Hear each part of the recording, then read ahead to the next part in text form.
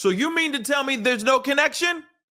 The thing that happened in Vegas and the thing that happened in New Orleans ain't connected? Come on, man. P-A-S-C-A-L. You are now rocking with that dude, Pascal. What's up? This tragedy in both areas has been absolutely heartbreaking and insane all at the same time, and honestly, extremely terrifying. But let's be real. I'm sorry. Maybe I'm the only one who believes or feels this way, but these two men are definitely connected, in my personal opinion. There's no way that you can have two cars rented from the same app doing two. One was an attempted act of carnage. Still, it was terrible, but it was an attempted attack. Okay. And then you got another one that was an absolute travesty of carnage on the same day. On the same day, now we're understanding that both of them are military, former military. You got military veterans doing this stuff.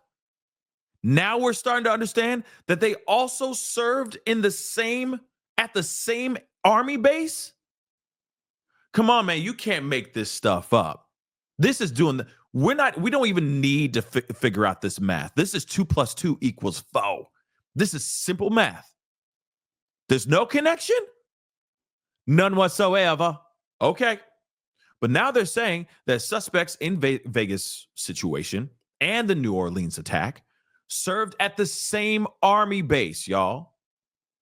So the Colorado Springs resident suspected of doing what he did with that Cybertruck in front of the Las Vegas hotel, and the Texas man who's accused of driving his pickup truck into that crowd on Bourbon Street in New Orleans served at the same military base, sources told Denver 7 Investigates. Authorities were investigating the link as a possible connection between the two New Year's Eve or two New Year's Day attacks, those sources said. So we have Matthew Livelsberger. He was the one who rented the Cybertruck, driving it to Nevada from Colorado, by the way. Same type of pattern. You'll see. Renting from the same app, by the way, the Turo app. All right. Driving from one state to another. Then he set off that whole thing with fireworks and gas cans and all that stuff. All right. In front of the Trump International Hotel in Vegas. The same morning as Shamsud-Din Jabbar is suspected of going and taking a truck and plowing through a crowd of people on New Year's Day. Okay. Now, in the French Quarter, hours earlier, we already know about all this stuff, but it's just interesting that you have they rented from the same app. They drove from their respective homes from different states to these other heavily populated areas, and then tried to enact some sort of act of terror. That's it. All right. Multiple sources informed sources told Denver 7 that of the link between the two suspects' military service. I mean, sure, and I will say this too. An army base can be very big. Many possibilities of them being on the same army base and not even crossing paths. But at the same time, come on now. This is way too on the nose. This is way too on top. This is way too easy. Okay, like I said, this is easy math. You mean to tell me they're on the same army base and then they enacted these acts of terror with and they had no connection? They just happen to be, you know what I mean? It's like, oh, they went to the same school, but they never crossed paths. Come on now. Like that's dumb. It's dumb. This is very simple. Simple math. The math is doing it itself for us, okay? It's math in itself for us. This is ridiculous. Both men used vehicles rented from the Turo app, okay, in their respective attacks. In a statement, the Turo spokesperson said that the company did not believe either suspect had a criminal background that would have identified them as a security threat. Yeah, that's the other thing. Sleeper cell stuff, guys.